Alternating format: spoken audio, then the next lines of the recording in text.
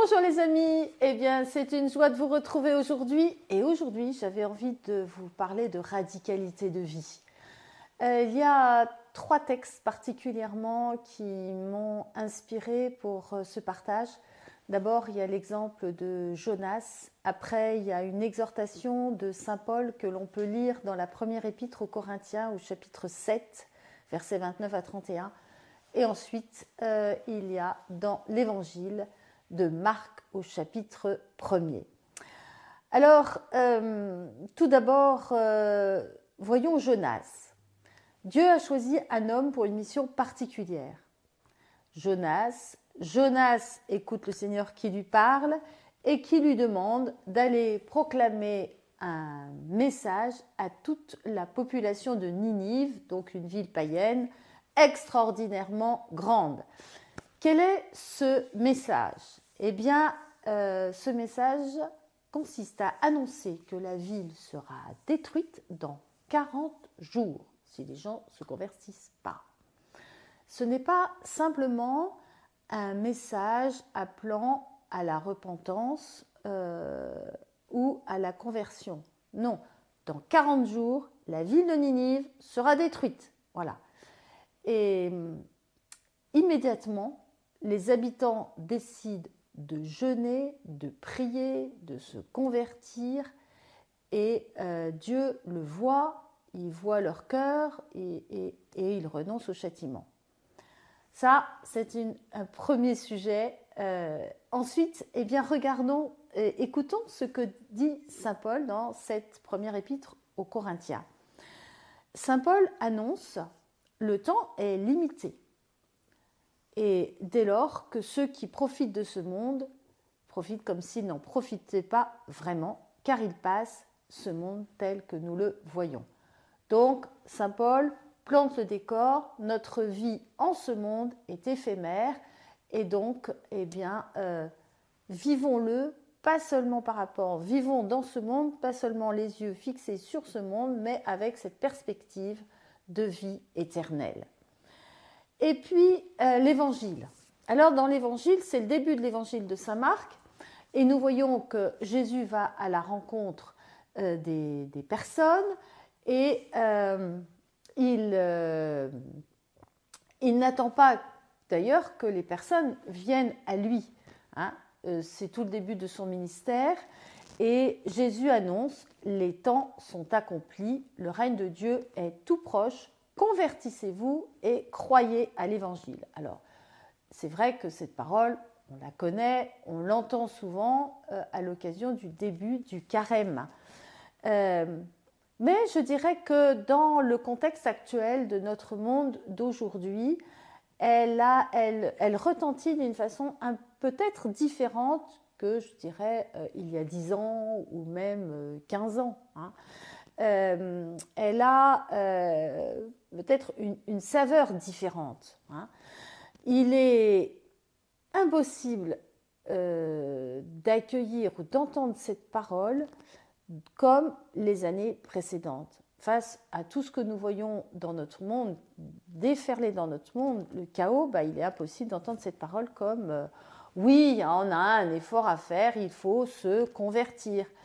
Mais dans quoi finalement? Oui, il faut croire davantage, il faut peut-être prier davantage, mais il faut avoir plus de foi, mais finalement j'ai déjà la foi, mais je prie quand même. Bon, non, aujourd'hui, Jésus est clair, il nous dit « Les temps sont accomplis, convertis-toi et crois ». Est vraiment la foi, car le royaume de Dieu est tout proche. Hein. Et eh bien, c'est vraiment ce que nous pouvons réaliser en nous aujourd'hui. Oui, le royaume de Dieu est plus proche qu'il y a 5 ans ou même 10 ans. Hein. C'est tout proche, c'est là. Eh bien, préparons-nous. Dans la suite de ce début d'évangile, au chapitre 1er de Saint Marc, nous voyons Jésus qui voit Simon et André occupés à leur devoir d'État. Ils jettent des filets dans la mer et Jésus leur dit « Venez à ma suite, je vous ferai devenir pêcheurs d'hommes ». Idem pour Jacques, le fils de Zébédée, son frère Jean. Jésus ne leur a pas demandé une confession de foi. Il leur a pas demandé d'adhérer non plus à une organisation. Non. Hein, il leur dit venez à ma suite. Et on peut, essayons d'imaginer la scène parce que c'est le début du ministère de Jésus, donc il n'est peut-être pas encore très connu dans la région. Hein.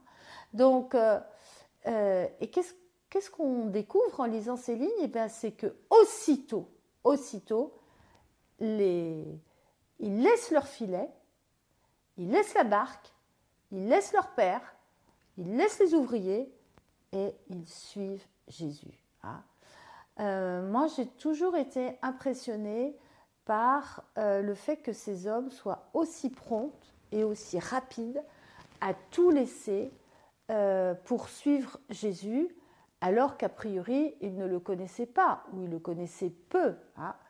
Leur promptitude est édifiante. Hein. Voilà, nous pouvons imaginer la scène. Mais Jésus connaissait leur cœur et il savait, lui, qu'ils étaient bien disposés par la foi. Et donc, pour toucher le monde, Jésus a appelé des disciples qui, à leur tour, vont en appeler d'autres. Voilà, c'est la stratégie de base de l'évangélisation. Gagner des disciples qui, à leur tour, feront des disciples et en formeront d'autres.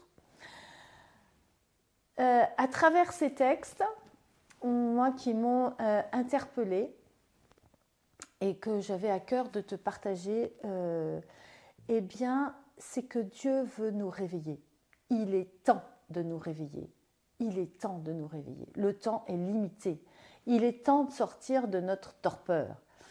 Il nous appelle, Jésus nous appelle à une conversion radicale au sein de notre quotidien. Et cette conversion passe par une rupture avec le monde. Le Seigneur vient, il vient bientôt. Et il veut nous préparer pour que nous soyons prêts. Il attend de nous une radicalité de vie par la méditation quotidienne de la parole, par l'adoration, la louange, la prière, l'écoute, hein, et par l'écoute du Saint-Esprit en nous pour nous laisser conduire et inspirer par lui. Et donc pour tout ça, eh ben, il nous invite à une rupture avec le monde, avec les bruits du monde. Hein. Il nous faut obéir à Dieu plutôt qu'aux hommes. Arrêter d'écouter les médias mainstream, hein, et qui génèrent de la peur, du découragement, de la désespérance. Hein. Il faut arrêter ça. Hein. Il faut rester enraciné dans la parole, ancré dans la parole de Dieu, ancré dans la prière. Hein. Les deux pieds posés sur la terre, ça c'est sûr, mais le cœur profondément connecté avec Dieu. Hein. Pour être des réveillés, pour apporter ce réveil dans le monde d'aujourd'hui, pour apporter l'espérance auprès de ceux que nous côtoyons, de ceux que nous rencontrons, et pour être toujours prêts à rendre compte de l'espérance qui nous habite. Hein. Une radicalité de vie conduit à une radicalité missionnaire. Hein. Jonas, mais aussi Simon, André, Jacques, Jean, ils n'attendent pas, ils ne se posent pas 36 questions. Hein. Ils lâchent tout et suivent Jésus, même si Jonas est passé par le ventre du poisson avant, hein, parce que Dieu l'a ramené à l'essentiel de sa mission. Hein. Alors, nous, hein, eh bien, nous avons à être déterminés dans notre vie, à être radical dans nos choix. Hein, voilà, radical dans nos choix. Nous sommes appelés à être radical ou radicaux, réveillés pour éveiller le monde. Et le monde, eh ben, ça commence par le monde dans lequel nous sommes. Voilà. Alors, je te bénis, je te souhaite d'être puissamment réveillé, hein, pour réveiller ceux qui t'entourent et pour être toujours prêt à rendre compte de l'espérance qui t'habite et attendre Jésus qui vient. Sois béni, à bientôt.